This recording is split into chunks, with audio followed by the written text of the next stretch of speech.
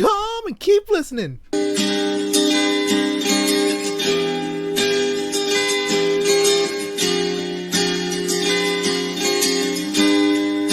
Natapos na ang lahat, dito pa rin ako. Hetong nakatulala sa mundo, sa mundo. Kung saan na lamang ay nakita mo ang lungkot sa iyong ngiti, isang umagang di ka nabalik. Sana'y malaman mo, hindi sinasadya. Kung ang nais ko ay maging malaya, di lang kita. Masusolusyonan ba ng tao ang mga problemang nag-aalis ng ating kapayapaan at kapanatagan at nagiging banta sa ating kinabukasan? Para magawa ito, dapat malunasan ang pinakaugat ng problema. Ano ang ginagawa ng mga tao ngayon sa problema ng mundo? Halimbawa, para mabawasan ang krimen, nagpapatupad ang mga gobyerno ng mga batas, naglalagay ng mga CCTV camera, at pinapalakas nila ang kapulisan. Nakakatulong naman ang mga ito, pero hindi nasusolusyonan ang pinakaugat ng problema. Dahil ang totoo, ang paggawi ng tao ay resulta ng kanyang saloobin, resulta ng kanyang paniniwala at ng kanyang pagnanasa. Tama ang sinasabi ng isang sinaunang aklat ng karunungan, nanggagaling sa puso ang masasamang kaisipan, pagpatay, pangangalunya, sexual na imoralidad, pagnanakaw, di totoong testimonya, pamumusong. Hindi kayang lunasan ng tao ang masasamang ugali na nakasasakit sa iba. Sa katunayan, lumalala pa nga ang mga ugaling ito. Kahit kaya nating alisin ang masasamang ugali ng tao, hindi pa rin natin magagawang ligtas at panatag ang buong mundo. Bakit? Dahil sa limitasyon ng tao. Ang totoo, hindi para sa tao ang ituwid man lang ang sarili niyang hakbang. Hindi tayo nilikha para pamahalaan ang ating sarili. Kung paanong hindi tayo nilikha para mabuhay sa ilalim ng dagat o sa kalawakan, hindi rin naman tayo nilikha para pamahalaan ang ating kapwa-tao. Pag-isipan ito, gusto ba ng mga tao na sinasabihan sila ng iba kung paano dapat mabuhay at kung anong pamantayan ang dapat sundin?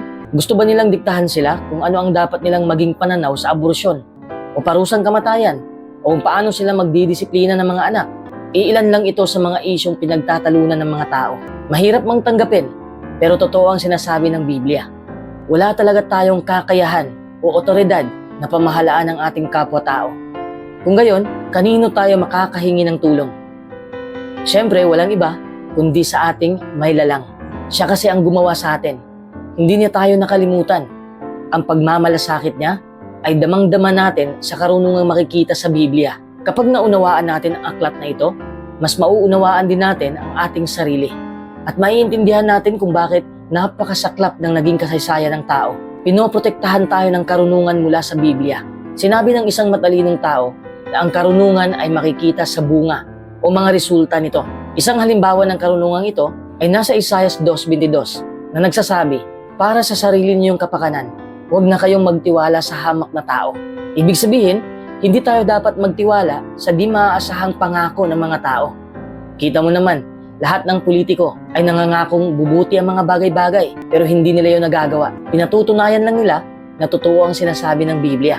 Sinasabi ng Biblia na ang payo nito ay nagmula sa Diyos at kapaki-pakinabang sa pagtuturo, sa pagsaway, sa pagtutuwid ng mga bagay-bagay. Halimbawa, may mga taong lasenggo dahil sa sobrang problema ng isang tao na padalas ang pag-inom niya ng alak. Hindi naman ipinagbabawal ng Biblia ang katamtamang pag-inom ng alkohol. Pero sinasabi nito, huwag kang sumama sa mga labis uminom ng alak. Ang pag-abuso sa alkohol ay nagiging dahilan ng malalang sakit, nasirang kaugnayan sa iba, at maagang pagkamatay ng milyon-milyong tao taon-taon. Maiiwasan sana ang mga ito kung sinusunod ng mga tao ang magagandang payo ng Biblia. Hindi alak ang solusyon sa mga problema natin. Sundin natin ang payo sa Filipos 4:6-7 na nagsasabi, huwag kayong mabalisa sa anumang bagay, kundi ipaalam ang inyong mga pakiusap sa Diyos.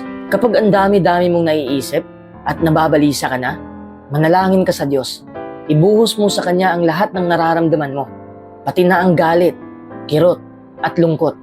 Magmakaawa ka sa Kanya na tulungan ka na maging mas positibo.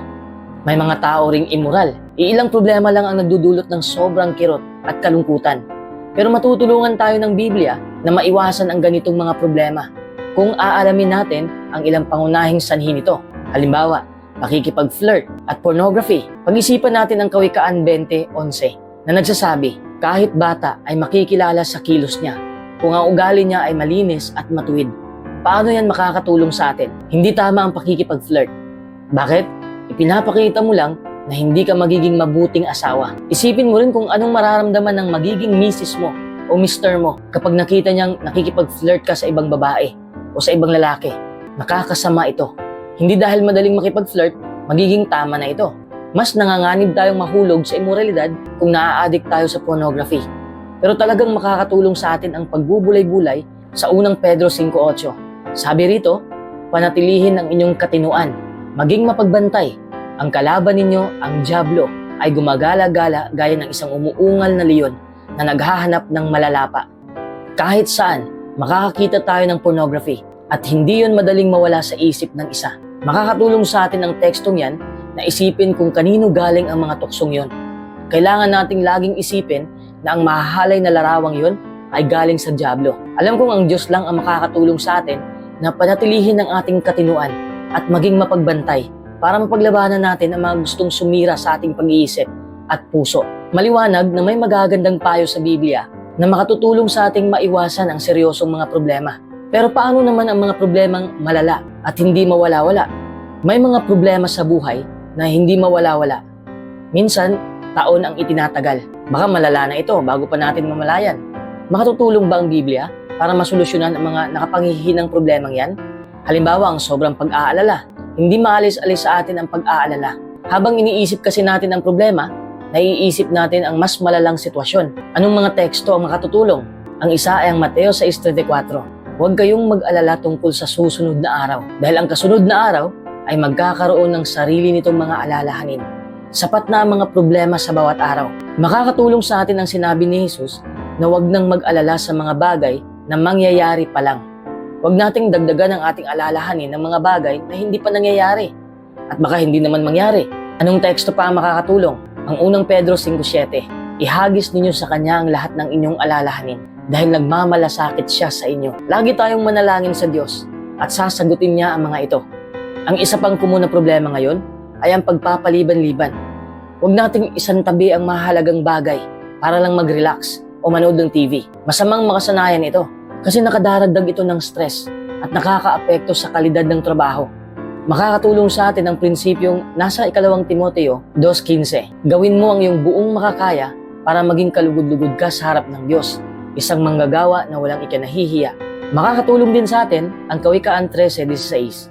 Ang marunong ay kumikilos ng may kaalaman, pero ipinapakita ng mangmang ang sarili niyang kamangmangan. Anong natutuhan natin sa pagbubulay-bulay sa tekstong ito?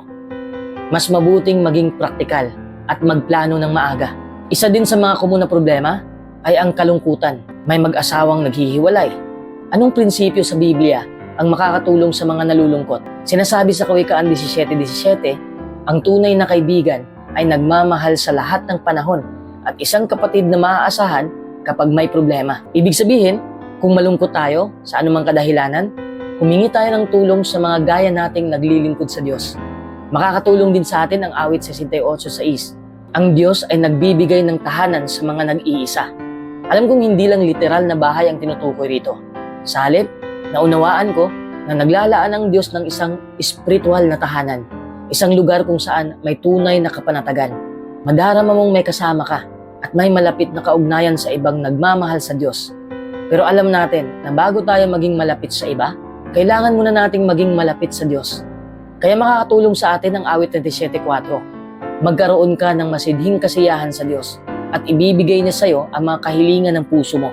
Siyempre, ang mga kaibigang naglilingkod sa Diyos ay hindi perpekto. May mga problema rin sila. Pero dahil sa turo ng Biblia, nauudyukan ang mga tao na tumulong sa iba hanggat posible. Isang katalinuhan na makipagkaibigan sa ganitong mga tao. Pero makatutulong din ba ang prinsipyo sa Biblia para makayanan ang mga problemang walang solusyon sa ngayon? gaya ng malubhang pagkakasakit at pangungulila. May mga problema na hindi maiiwasan o masusolusyonan sa ngayon. Halimbawa, kung namatayan ka ng mahal sa buhay o meron kang nagtatagal na sakit, baka walang ibang paraan kundi ang tiisin ito. Matutulungan ka ba ng Biblia sa napakahirap ng mga sitwasyong iyon? Paano kung may namana kang sakit na labis na nagpapahirap sa'yo? Siyempre maramdaman mo na wala ng halaga ang buhay mo. Siguradong mababahala ka dahil kung minsan hindi ka makapag-focus sa pag-aaral ng Biblia at sa iba pang bagay na may kaugnayan sa pagsamba sa Diyos. Pero malaki ang maitutulong sa atin ng pananalita ni Jesus sa Mateo 19:26. Sa Diyos ay posible ang lahat ng mga bagay. Ang isa pang problema ay pangungulila. Alam ko na may nanonood dito ngayon na namatayan ng mahal sa buhay.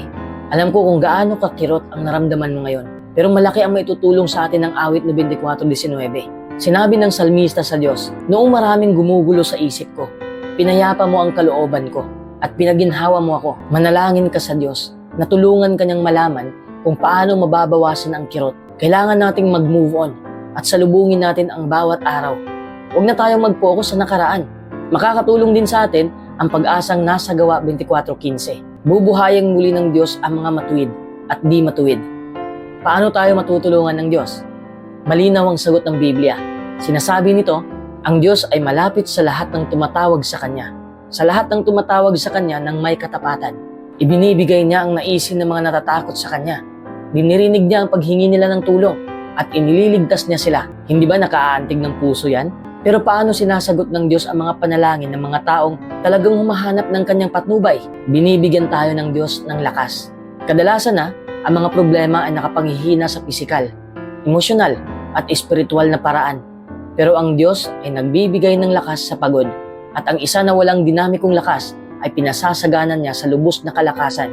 Si Apostol Pablo na dumanas ng mahihirap na pagsubok ay nagsabi, "May lakas akong harapin ang anumang bagay dahil sa Kanya na nagbibigay ng kapangyarihan sa akin."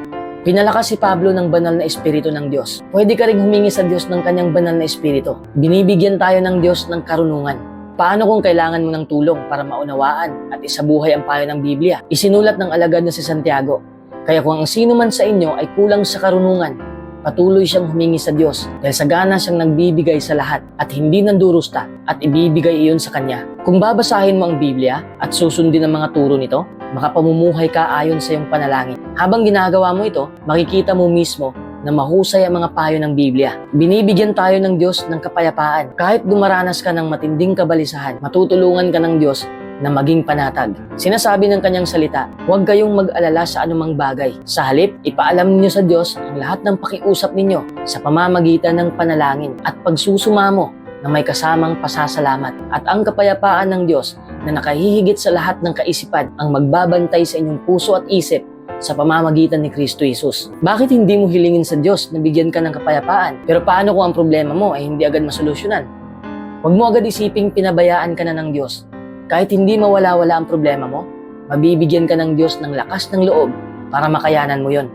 Nangangako rin ang Biblia na darating ang panahon na mawawala na ang mga problema magpakailanman.